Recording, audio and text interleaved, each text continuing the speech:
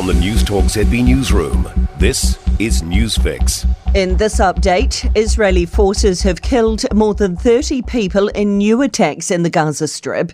It comes just a day after judges at the top UN court ordered Israel to halt its offensive on the city of Rafah. Though Israel pressed on with its offensive against Palestinian militant group Hamas, mediated negotiations between the two sides are due to restart next week. Back here, 2 people are in a critical condition after an incident at the Olympic Pool and Fitness Centre in Auckland's Newmarket. Thomas Rice with the latest. Police were advised at 7:30 last night that 2 people had gotten into trouble whilst in the water. The pair were transported to Auckland Hospital, both in a critical condition. Hundreds are feared dead in Papua New Guinea after villages were hit by massive landslides. Emergency services are racing to reach villages in the isolated Enga province, around 600 kilometres northwest of the capital, Port Moresby. Local media report more than 300 people and over 1,100 homes have been buried under the land. Another 57 Kiwis have arrived back in the country from New Caledonia. A 4th Defence Force flight to evacuate New Zealanders from the conflict-stricken country landed in Auckland yesterday. It still leaves 110 Kiwis in the country, where fighting continues with the 7th death reported this weekend. And Labour MP Ginny Anderson has introduced a bill to Parliament which could make stalking a crime.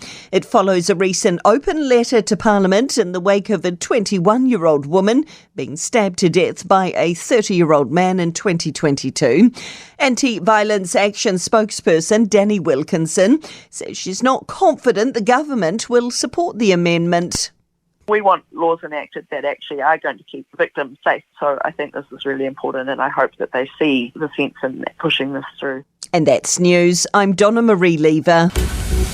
To sport, Manchester United have stunned crosstown rivals Man City 2-1 in the FA Cup final.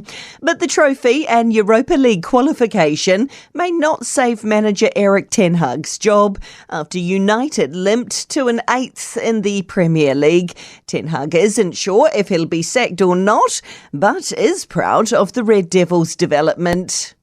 When I came in, you can say it was a mess. And we are now better. Underneath, I always said we are better, but we are by far not where we want to be. The Central Coast Mariners have won back-to-back in A-League titles, needing extra time to beat Melbourne victory 3-1 in the grand final. The Crusaders are just 2 points off the top 8 playoff zone after a shock 29-27 Super Rugby win over the Blues in Christchurch. And Ferrari's Charles Leclerc has ended Max Verstappen's record equalling run of Formula One pole positions, claiming first place on the grid for the Monaco Grand Prix. And that's sport. For more news, listen to Newstalk ZB live on iHeartRadio.